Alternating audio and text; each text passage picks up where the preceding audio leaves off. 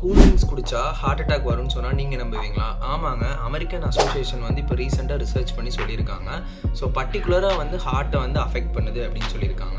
ஏன்னு சொன்னோம்னா, இந்த கூல் ட்ரிங்க்ஸில் வந்து ஒரு 90 ml பாட்டில் எடுத்துக்கிட்டிங்கன்னா ஒரு 50லேருந்து ஒரு 500 mg வரைக்கும் கெஃபைன் கண்டென்ட் வந்து இருக்குது. இந்த கெஃபைன் வந்து இமீடியட்டாக வந்து பாடியில் வந்து பிளட் சுகர் லெவலாக இருக்கட்டும், இல்லை வந்து பிளட் ப்ரெஷராக இருக்கட்டும் ஹைக் பண்ணிவிடும். ஸோ இது வந்து ஹார்ட்டுக்கு வந்து ஓவர்லோட் கொடுக்கறதுனால பர்டிகுலராக வந்து இந்த QT இன்டர்வல்னு சொல்லுவாங்க. ECGயில் பார்த்தீங்கன்னா தெரியும். ஸோ இதில் வந்து வேரியேஷன் இருக்குது. ஹார்ட் ரிதம் அண்ட் ஹார்ட் பம்பிங்கில் வந்து வேரியேஷன்ஸ் இருக்குது.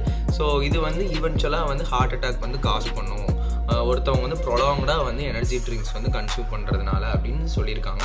இது வந்து ஹார்ட் மட்டும் கிடையாது, கிட்னியும் வந்து அடி வாங்கும்னு சொல்லியிருக்காங்க. And other metabolic disorders. ஏன்னா இதில் வந்து சுகர் கண்டென்ட் வந்து ரொம்ப அதிகமாக இருக்குது. ஸோ யாரும் குடிக்காதீங்க. மேக்ஸிமம் ஃப்ரூட் ஜூஸஸாக கன்சியூம் பண்ணுறது நல்லது. ஸோ யாரும் வந்து எனர்ஜி ட்ரிங்க் எடுத்துக்காதீங்க. வீடியோஸ் வந்து லைக் பண்ணுங்கள், ஷேர் பண்ணுங்கள்.